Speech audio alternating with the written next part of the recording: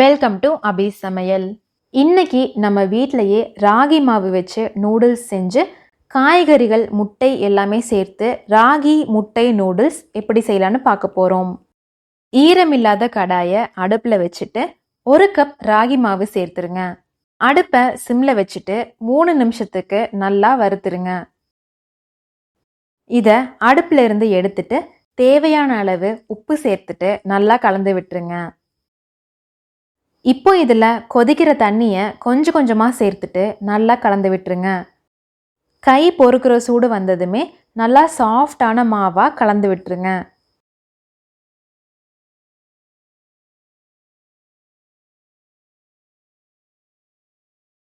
முறுக்கு புடியில் இந்த மாதிரி சின்ன சின்ன ஓட்டை இருக்க தட்டை போட்டிருக்கேங்க. இதில் கொஞ்சமாக எண்ணெய் தடவி விட்டு நம்ம கலந்து வச்சிருக்க ராகி மாவை உருண்டையாக பிடிச்சி உள்ளே போட்டுருங்க. இதை அப்படியே இட்லி தட்டில் புழிஞ்சு விட்டுருங்க. இப்போ இதை இட்லி மாதிரியே வேக வைக்க போகிறோங்க. ஒரு பாத்திரத்தில் தண்ணி சேர்த்து நல்லா கொதிக்கும் போது இட்லி தட்டை வச்சுட்டு மூடி வச்சிருங்க. இது ஒரு 15-20 நிமிஷம் வரைக்கும் நல்லா வேகட்டுங்க. இப்போ பார்த்தீங்கன்னா ராகி நூடுல்ஸ் நல்லா வெந்திருக்கு. இதை அடுப்பில் இருந்து எடுத்துட்டு இந்த மாதிரி உதிரி உதிரியாக பிரித்து வச்சிருங்க. அடுத்து ஒரு கடாயில் 1 டேபிள் ஸ்பூன் எண்ணெய் சேர்த்துருங்க. எண்ணெய் நல்லா காஞ்சதுமே 1/2 டீஸ்பூன் கடுகு சேர்த்துட்டு தாளிச்சிருங்க. இப்போ இதில் நீளமாக நறுக்குன ஒரு பெரிய வெங்காயம், 1 கேரட், 5 பீன்ஸ், 1 குடை மிளகாய், கொஞ்சமாக முட்டைக்கோஸ், பொடியாக நறுக்குன 2 பச்சை மிளகாய், 1 கொத்து கருவேப்பிலை, இதை எல்லாத்தையும் சேர்த்துட்டு நல்லா வதக்கிடுங்க.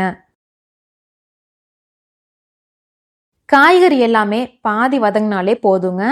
அடுத்து இதில் 1 தக்காளி பழத்தை பொடியாக நறுக்கி சேர்த்துருங்க. தக்காளி நல்லா வதங்கினதுமே 1 டீஸ்பூன் மிளகாய் தூள், 1/2 டீஸ்பூன் மல்லித்தூள், 1/2 டீஸ்பூன் சீரகத்தூள், 1/2 டீஸ்பூன் மிளகுத்தூள், 1/2 டீஸ்பூன் மஞ்சள் தூள், தேவையான அளவு உப்பு சேர்த்துட்டு நல்லா கலந்து விட்டுருங்க. 2 நிமிஷத்துலேயே மசாலாவோட பச்சை வாசனை சுத்தமாக போயிருங்க. அடுத்து இதில் 100 மில்லி அளவுக்கு தண்ணீரை சேர்த்துக்கிறேன். இந்த தண்ணி நல்லா கொதிக்கும் போது ராகி நூடுல்ஸையும் சேர்த்துக்கிறேன். இப்போ அடுப்பை சிம்மில் வச்சுட்டு நல்லா கலந்து விட்டுருங்க.